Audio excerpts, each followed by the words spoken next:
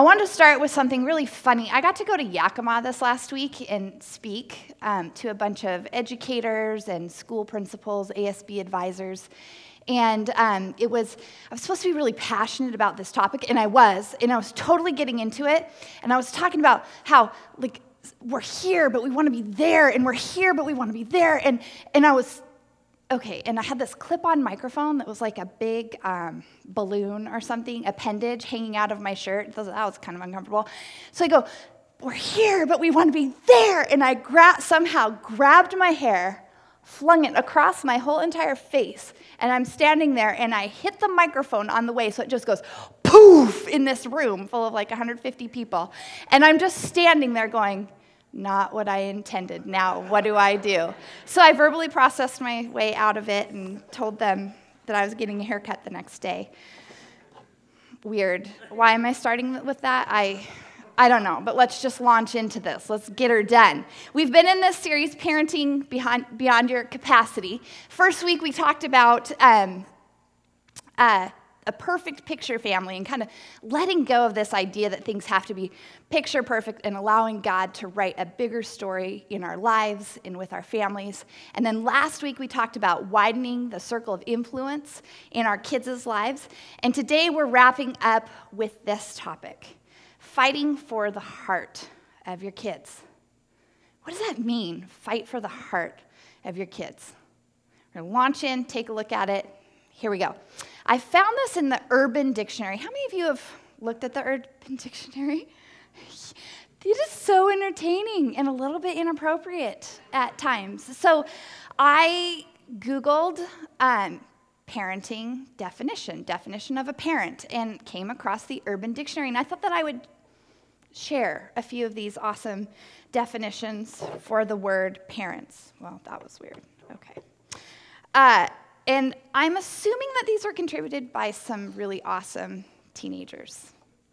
Parents, a member of the family who takes first priority in trying to make your life miserable.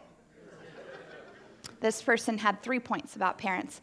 1, those who, because they gave birth to you, claim to have complete control over your life, personality, friends, clothing, and any other specifics that define you as an individual.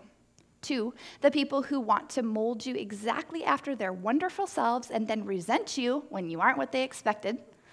3, the people who other conceited, ignorant adults, tell you that you will someday appreciate, but in reality, you look back and pray to God you don't turn into them. Wow. All right, here we go. The people who insist on ruining every happy moment in your life. They try to tell you that they're protecting you, but what they really are doing is killing your spirits. They bring you down for something so stupid that is incomprehensible. The people who walk inside your room and make you lose in a video game because they want you to clean up their blink, blink, blink, blink, blink. A person who has no talent or accomplishments and therefore has children to order around and get respect for worthless, restrictive ideas. A parent knows some people respect them for their age and status as a parent, even though they know they're a buffoon and an idiot. I know, this is scary. All right, there's 3 more, so hang in there. They kind of get better. The people who made you, you may like or dislike them. They are constantly annoying and almost always embarrassing you. They are Nazis who it's impossible to argue with, even if they're wrong and they know it, because they can just say, it's over. And if you continue with the argument, there's consequences, such as grounding or suspended allowance, and that is spelled ALOUENCE, allowance. They can never see anything from your point of view, and for some reason, we have to ask them if we're allowed to do something or get something. They control our lives. Parents, the only thing stopping you from living life and learning from your mistakes. They take away your freedom for no reason and never let you do anything fun. They're nosy, too, so you have to keep a billion secrets from them. Here we go. Last one. Brace yourselves. The beings who genuinely think that if they ever let up on discipline the slightest, you'll become a hobo living out of a car that you stole. That one is one of my favorites, and you're living in a van down by the river. It's awesome and quite terrible. Okay, so I know that I don't want my kids to say those sorts of things about me as a parent when they're asked to define what a parent is. But what is a parent? And what does God ask of me as a parent? Now, one thing I suspect to be true of every parent is that no one starts out on their parenting journey saying, I just want to have a child so I can wreck its life. Or, at the end of this whole thing, I'm hoping to raise maladjusted, emotionally unhealthy axe murderers. Who says that? Who says that? But how do we define success in parenting? What's the goal? Let's go to Matthew 22, verse 36 through 40. Some people approached Jesus, the Pharisees, an expert in the law, okay? And he says, "Teacher, what's the greatest commandment in the law?" Jesus replied, "Love the Lord your God with all your heart and with all your soul and with all your mind. This is the first and greatest commandment. And the second is like it. Love your neighbor as yourself. All the law and the prophets hang on these two commandments." So that's the apex of what Jesus is talking about for life. And now we want to apply that to parenting. Love God, love others. And all the rules in the Bible, they have something to do with helping us live out this loving God and loving other people. Or as James Fan would say, love lived, baby. Right, James? Yeah, you don't have a voice, but you would have given me a shout out. So everything in my parenting should point to, does my child love God and do they love other people? That's the ultimate goal. It's the main thing. But the reality is that there are a lot of other things that can creep in and really slowly become the main things for us. And I want to just go through a couple of them. One, developing special skills. A lot of parents involve their kids in a broad range of activities. They hustle them to baseball, football, soccer, gymnastics, swimming, dance, piano, Lego club, karate, Boy Scouts. There is no shortage of things to get our kids involved in. It's an unending list of activities, and they can specialize in those things. Now, developing skills is good, but when they become the main thing, we're missing important stuff.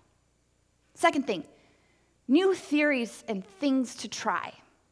Okay, we start kind of delving into what I'll call pop psychology for how to raise well-adjusted kids.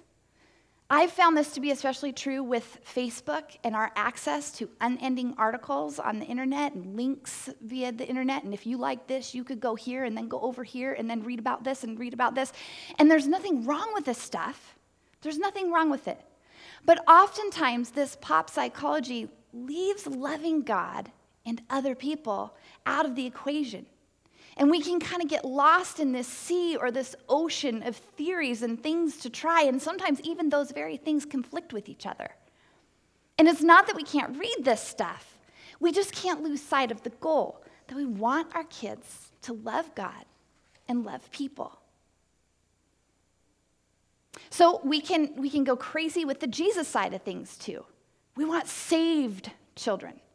Okay, we want our kids to invite Jesus into their hearts. So we take cute little Johnny to Awana and Good News Clubs and summer camps or anywhere where somebody will bring him to a momentary decision to trust in God, with the idea that if my child could just get saved, then my job as a parent will be done.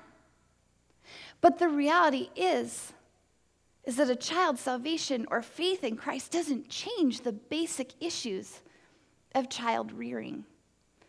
The parent goals are still the same. The things the child is called to are still the same. So as parents, our task doesn't change when the child makes the decision to follow God with their lives. Another thing, we can make the main thing, well-behaved children. The reality is we all want well-behaved kids. I like being around well-behaved kids. I want my kids to be well-behaved kids. We want them to have manners. We want them to be somebody that other people like to be around. We enjoy hearing from other people that our kids are good kids. But when this is the main thing, we can run the risk of being so focused on outward behavior that we lose sight of our kids' hearts. And I think as parents, we've all faced that pressure, this pressure to correct our kids because other people thought that we should. And when this happens, we have the potential to confuse our kids, and we can subtly teach them how to perform for other people instead of being kind and being polite, which flows out of the deeper value of loving other people well. 5, a good education. I know a few of these parents, probably because I live in Mukilteo.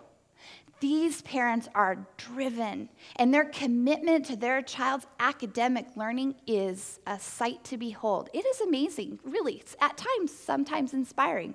They work with Susie for hours every night. They coach, they prod, they quiz, they encourage, they scold, and they hover all over their kids' homework with the goal of seeing their kids achieve academic awards and scholarly recognition, or have their kids be the top of the class, because education brings success. But it's actually possible to be really well educated and have never learned to love God or love other people. Last one, control. Some parents actually don't have a noble goal at all. They simply want to control their kids. They want their children to mind, to behave, to be good, to be nice, to be quiet when they want them to be quiet. They remind their children of how things were when they were young. They want kids who are manageable. They want them to do the right thing, whatever that right thing is at any given moment. And the bottom line is to control their kids. But the control isn't directed towards specific character development objectives. Often the concern is personal convenience and the way we look in public.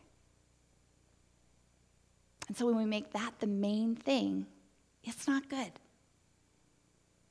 So we don't want those things to be the main thing. The main things help our kids love God and love others, but how do we do that? How do we do that? And I want to say to you today that I don't think there's a formula. There is not a formula to this. But I want to share with you some ideas that I found to be kind of helpful for me in this journey of parenting that I've been on. The first thing that I want to talk about is the reality that I think we all wrestle with a tension between connectedness and compliance. Here's what I mean. We have rules.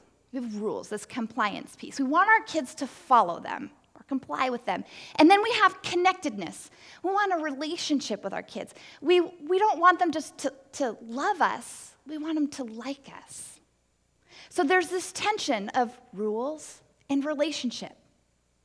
And you might be on the rules side of things when you have a really long list of things to do in your home. Okay? Do keep your room clean, including under the bed. Do make the bed every day. Do have breakfast, including all the food groups before school. Do take your shoes off in the house. Do brush your teeth after every sugary substance is consumed. Do vacuum every day. Do wear deodorant every day. Do wash your feet every day. Do hug your mom every day. Do the last 3 only in that order. Deodorant, wash your feet, hug your mom. And this rule side of parenting, we're creating all these boundaries and we're keeping really close tabs and we demand compliance.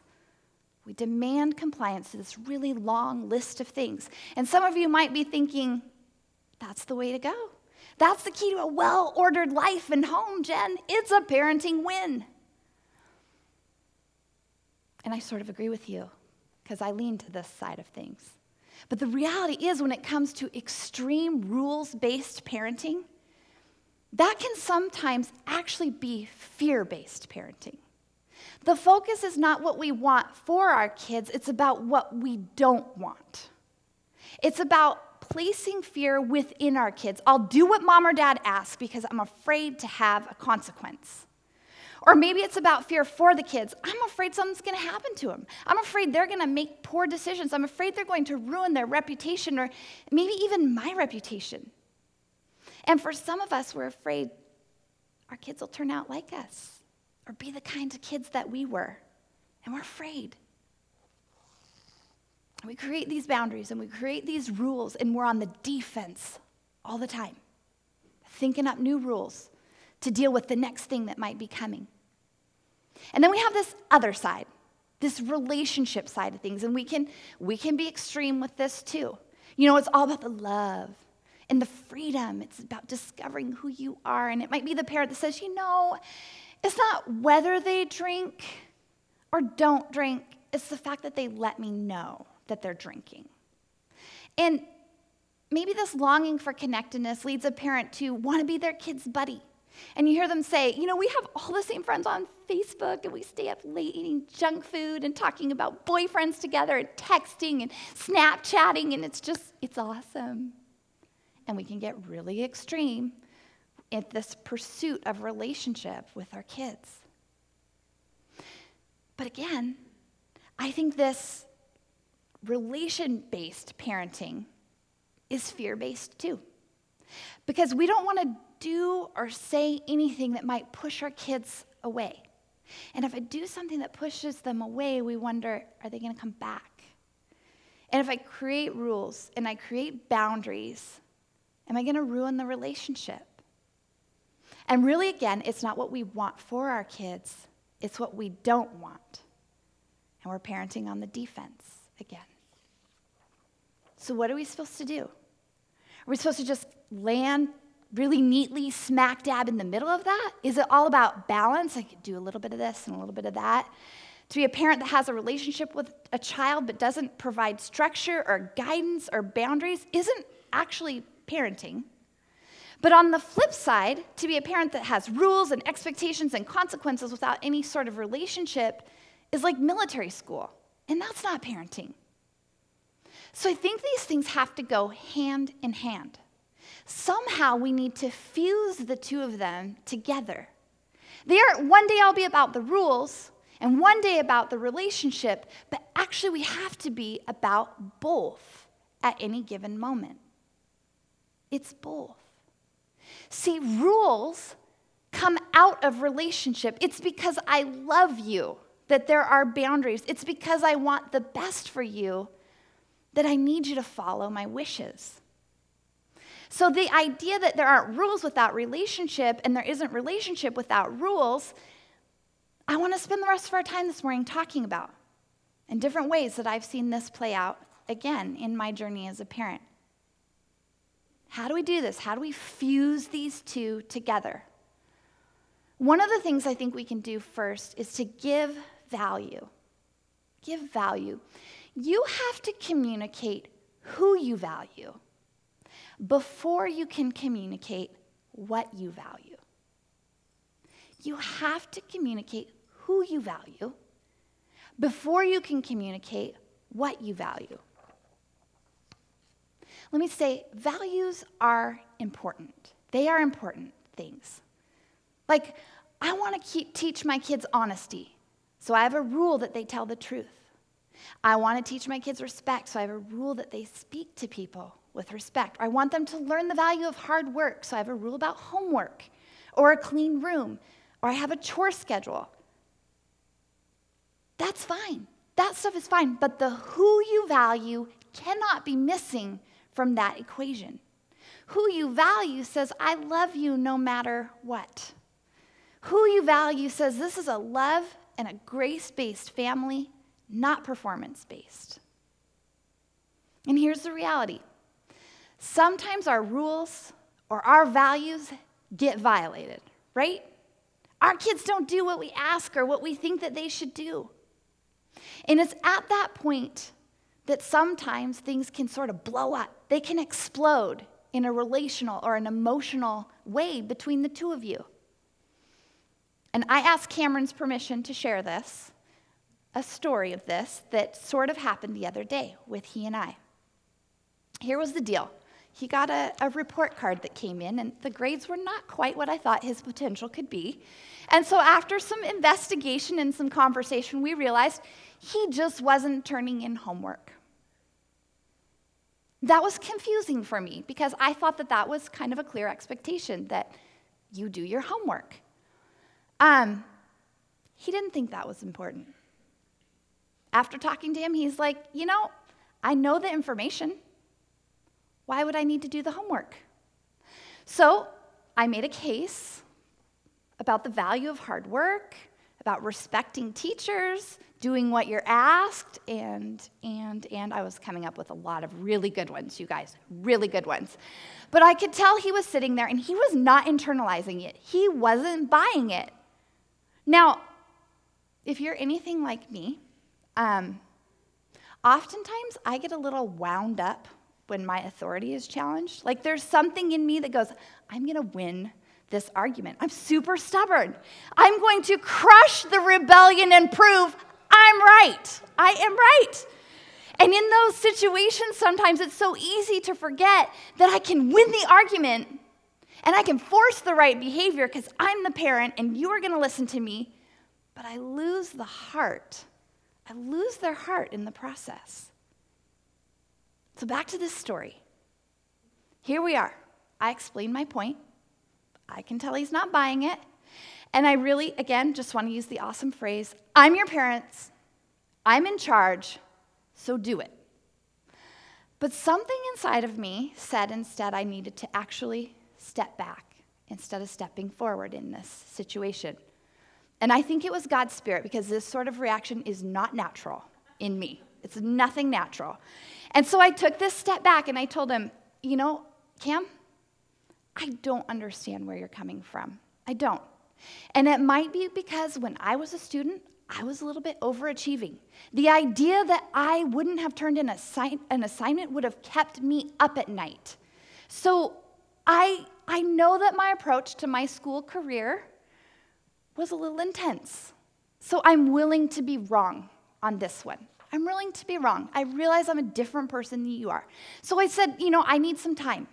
I need some time to really think about it, think about what I really value, and I want to talk to Dad. Because I know that Dad and you're alike. You're a lot alike. And I think Dad's approach to school and your approach to school are very similar. So maybe he has a perspective that I just don't see in this moment. Okay? So let's come back to this. And we left it alone. And I think we left it alone for like 3 nights because we got busy. And I talked to Jason, and I love that man. He said, no, that's ridiculous. I was like, oh, good. I thought I was like on the crazy train that you need to do your homework. And so we left it that night. There was no powering up. There was no endless debate. There was no talking and arguing my point until he finally conceded. I just conceded. Maybe I was wrong. Maybe I needed time to try and understand where he was coming from. So 3 days later, I come back to him and approached him about the situation. I said, hey, I talked to Dad about the homework thing. Kid you not, he says, well, you were right. I thought about it. I don't know why I was being that way. It's important for me to do my homework. What? Are you kidding me? Like, first of all, so big on his part, right? To not be rebellious and continue on with that and make me make my case. But, man, I love my kids. Like, that was easy. That was a win. I'm like, yes. No, it didn't have to go that way. It didn't have to go that way. And I think about that exchange that we had. I think about other exchanges that we've had where I didn't listen to that little voice that said, hey, take a step back here. And I think that there's a difference between when you fight with someone and when you fight for someone. Okay, when you fight with somebody, you want to win. You want to win the argument. But when you fight for someone, you want that person to win. In that situation, I really did want the best for my son. I wanted the best for him. I thought my idea was best, and I thought it was right. But I was open to being wrong. I was open to realizing that for whatever reason, we weren't going to see eye to eye that night. And I became okay with that. And the reality is that when you fight with people, walls are built up. When you fight for people, walls come down. When you fight with people, relationships are jeopardized. When you fight for people, they're prioritized and they're strengthened. Before communicating what we value, we need to say who we value. And I think this can be true in our marriages, in our offices, in our families if we're kids. This is not just a parenting principle. I think it's universal in communication. So let's talk about communication. That's the next point here. Talking and communicating is so important. So important. A couple things about it. Communication is dialogue, not monologue. We often think of communication as the ability to express ourselves, to put ourselves out there. And we think of ourselves as talking to our children. But I think we need to instead seek to talk with our children. See, communication is not monologue, it's dialogue. It's not the ability to talk, just talk, but also the ability to listen. The art of communication isn't in learning how to express your thoughts. It's learning how to draw out the thoughts of another person. Your objective in communication should be to understand your child and to help them articulate their thoughts and feelings, because they're not as mature as you in some cases. It's not just about having them understand you, but seeking to understand them. We have to be good listeners. And we can miss precious opportunities when we only halfway listen to our kids. Some people think that listening is what you do between the opportunities to say something, right? During those breaks, you're thinking about what I'm going to say next.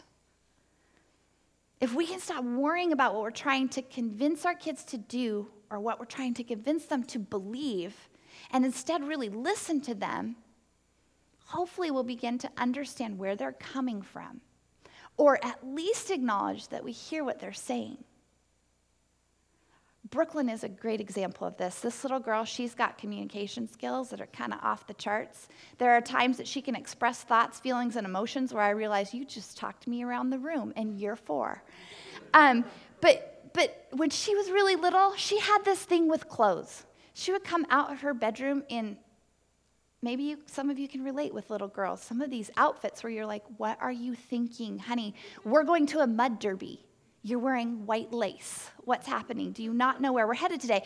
And so, we would be like, Brooklyn, go change your clothes, honey. Put on a pair of jeans. Anytime you suggest to that poor little girl that she needs to put on some jeans, it's like, did I do something wrong?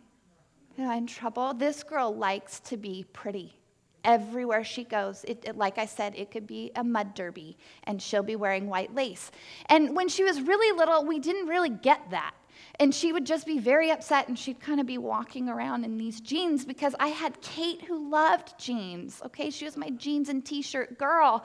And so this was all I knew in parenting. And then along comes Brooklyn, and she waltzed into our lives and spun into rooms that we didn't even know you could spin into. And she loves to be pretty. And we started to realize, oh, this is not about you being defiant or rebellious and not honoring our wishes and how you dress. You want to be beautiful.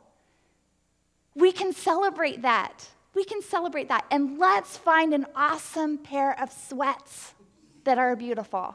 And we're working together and we're on the same team because we're acknowledging that we hear what she's saying, that her heart is valuable to us, and we want to hear her. So communication is dialogue, not monologue. Another thing is it takes time to communicate well. It takes time. Sometimes we can be too busy to talk unless something's wrong. I'm guilty. Zoinks. I mean, the last 2-3 weeks have been totally like that for me. My kids are giving me like a kiss at bedtime, and I'm like, hey, you're not going out the other night, are you? Oh, I was hoping, why? It's like this exchange that's just weird. So, baby, I'm sorry. Here's what I know. A regular habit of talking together prepares the way for talking in strange situations. It's difficult to have the hearts of your children, to have them know that you love them, to have them know that you have their best in mind if you only talk with them when something's going wrong. Here's the idea, okay? Our kids require both time and flexibility. Here's the unfortunate news flash. They often don't pour their hearts out or open themselves up on a demand schedule. They don't. Like, oh, look, we've put a little spot in the calendar for that. No, very often it comes at an inconvenient time, like midnight, and you're exhausted at the end of your day. But a wise parent talks when kids are in the mood. And every so often, they might ask a question in those times or make a comment or reveal some little aspect of their heart. And in those times, we need to take the time to talk. And it might require dropping everything to seize a critical moment. I have a long to-do list. The taskmaster in me hates this one. I hate this one. But it's so true. It's so true. And my life group knows this. I have this little mantra that I have to say when the tasks of the day are standing in the way of this person standing in front of me who really does deserve my attention. I have to say, people matter. People matter. People matter. And if you say that long enough in your head, you're like, oh yeah, I believe it. And you can be present in those moments and take the time, and all of a sudden you realize that to-do list I had, who needs to make dinner? Yeah, well, next thing. All right, get to the heart. Get to the heart. When we see behaviors that aren't good, I think it's important to ask, what is the heart behind the behavior? How do we look for deeper understanding and name it? See, I think that the heart determines behavior. So it's important to work backwards from behavior to the heart and figure out what's going on in here. What's going on in here? What's the desire of the heart? Maybe the desire isn't bad. Maybe it's totally fine, but it's being expressed in unhealthy ways. Here's an example. You have a kid. This might be real in our house. I don't know. I'm not naming any kids. You have a kid who's taking candy to school when you specifically told him to leave the candy at home. Any guesses? Possibility one, it's not Kate. She's here today. I would not.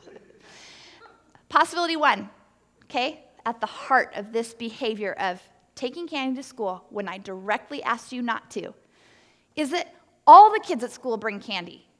And they always share with him or her. So your child takes candy against your wishes so that they can finally be the one to share with other people. That's not such a dark heart. We might be able to work that one out together. Possibility two, they're bringing the candy. Your kid wants other kids to like them, so they're buying affection with candy. Okay, talking point again, right? 3, your kid doesn't care that you don't want him to take candy to school. He just wants the candy so bad he can't control himself. That's a whole nother parenting issue, right? But when we look at the heart of it, then our actions look a little different, and the conversation looks a little bit different because we're working with the heart, not with the behavior. Not, you violated my rule, you took candy to school, go to your room. No, it's, hey, why'd you take the candy? What's going on here? What's happening? It's asking a lot of questions about it. Who'd you give the candy to? Why would you give it to that boy? That kind of stuff. All right, so there was this one action, one action, and there could have been one punishable offense for I don't even know what I'm saying, so I'm going to move on. Parenting our kids involves guiding their hearts, all right? Parenting our kids involves guiding their hearts. Help them understand their motivations, their goals, their wants, their wishes, their desires. It's important to seek to understand what's going on in here. Here's one that might be a breath of fresh air for some of you. It's not all on you. this parenting thing, it's not all on you. We talked last week about we get them into this wider circle of community, and that's helpful for us. But I also want to say this. Your kids are a product of what I think are two things. One is a shaping influence. Their shaping influence. This is their physical makeup, who I am, and then my life experience. Okay, that's a shaping influence. And then the second one that they're made up is their heart. And their heart determines how they interact with their shaping influence in the world around them. And parenting involves providing the best shaping influence that we can and helping our children navigate their responses to the influences around them. And so we might think that good shaping influences will automatically produce good children. And if you're a parent who has an unruly child or a troublesome teenager or a young adult that is a hot mess, it's possible that we can kind of naturally conclude that the problem is the shaping influences that you provided. There's a problem with you. Maybe you think if you had made a little better home, maybe things would have turned out a little better and they'd be okay. But we cannot forget this. How our kids turn out is not determined only by the shaping influences of their life. Their heart determines how he or she responds to your parenting and to their God. So as important as those shaping influences are, they're never the total story. Your child isn't just a product of your shaping influences. He interacts with all of those things and makes a choice.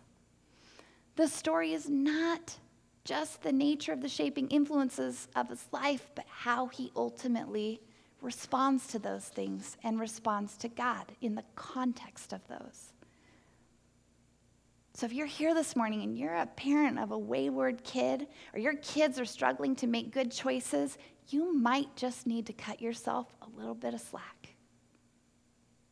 See, you're a shaping influence in their life, and that's important. But ultimately, they determine their path. You can't force them to make good choices or have a life that's defined by loving God and loving other people. You can't force that. You would have robots, and you don't want that.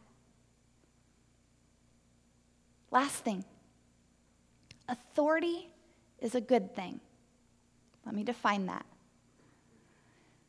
Our culture, I don't think it likes authority very much. It's not just that we don't want to be under authority. I think we also don't like being the authority. And when it comes to authority in the home, we have some questions like, what is the nature of a parent's authority over a child? Is it absolute or is it relative? Is the authority vested in the parent because of the size difference between the parents and the young children? Are we in charge because we're smarter or somehow more experienced? Are we called to rule because they are sinners? They're worse sinners than we are? Do we have the right to tell our kids to do anything we want them to do? We have some questions about this. How does authority work? And here's what can happen when we don't like to be the authority. We're afraid to tell our kids that they have to do something they don't want to do because maybe they won't like us and they won't be happy with us. And we don't like the rules, we like the relationship, and we're not fusing them together. But the reality is that there are all kinds of things that they don't want to do that they need to do. There are all sorts of things they don't want to do that they need to do. You are older, you are wiser, you are smarter, you know that more than they do. But I'll tell you, there is nothing quite like a 30-year-old woman held captive by a 2-year-old. It's shocking. Where that desire for relationship with the child overrides what's the best thing to be doing or to be saying at any given moment. See, guys, newsflash, our kids won't be happy with every decision that you make and every choice that you make on their behalf. But you often know better than a 2-year-old what's best for them. And you need to help them learn to follow directions. The directions of a parent who loves them, who has their best interests at heart, And as Christ followers, we're called to serve and we're called to lead as Jesus did. It's true of parents as well. We are called to lead and to serve as Jesus did. Jesus is a great example of someone who exercises kind of servant leadership. The one who possesses all authority came as a servant. He's a ruler who serves, and he's a servant who rules. He exercises sovereign authority that's kind, authority exercised on behalf of the people he leads. In John 13:3, Jesus, who knew that the Father had put all things under his authority, put on a towel and washed his disciples' feet. As a parent, you must exercise authority, not as a cruel taskmaster, but as one who truly loves them and wants the best for them. You don't have to be tentative about that, but you also shouldn't be overbearing. See, you're God's agent to teach his ways to your child. You're his agent to show what grace and forgiveness look like. And we can look to God to give us strength for wisdom in that task. See, we have authority because God made us his agents. This means you're on his errand, not yours. Your task is to help your kids know God and to love him with all their heart, with all their mind, with all their soul, with all their strength, and to regard others the way they would regard themselves. I want to close with this diagram this morning. So with this diagram, the term authority, okay, it represents what can be accomplished with your child because you're stronger, okay? You're faster, you're larger, and so forth. So what parents of a newborn, age 0 there, can accomplish is at an all-time high with their authority, okay? They call all the shots.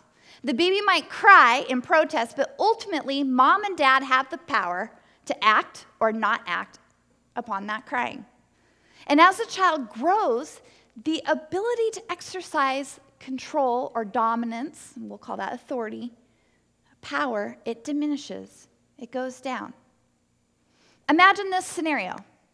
I go into the room, Cameron's like on Hot Topic this morning.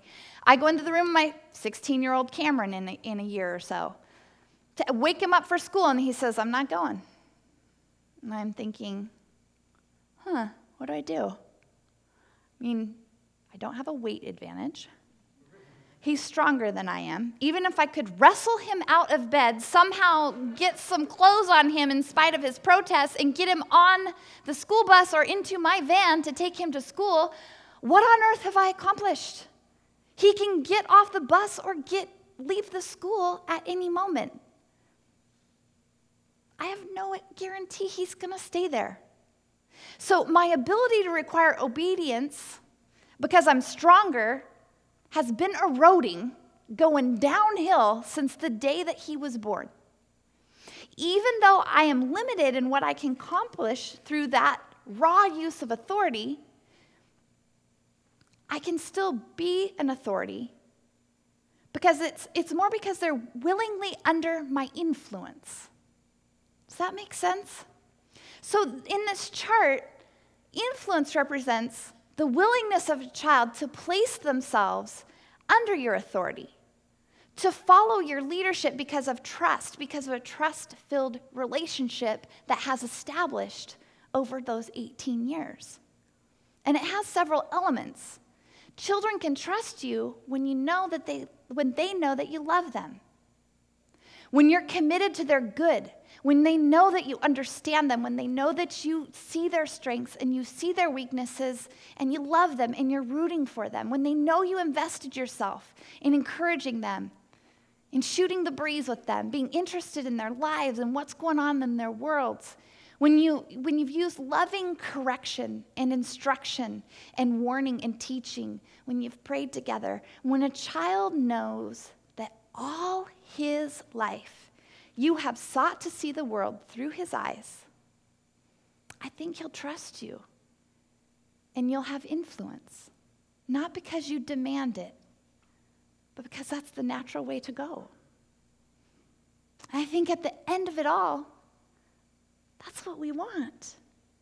We want them to trust us and to take our advice, and that's given out of love and care, and we want them to use it to influence their very own decisions. See, parents, we never lose our influence. We never stop being a parent, even when our kids are out of our home. Their circle of influence might expand, but it doesn't mean that it doesn't still include you.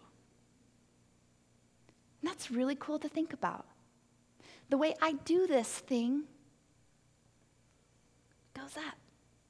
As my kids see that relationship, that connectedness, they're going to listen to me. I want that for my kids. I want that for you. So let's close in prayer this morning.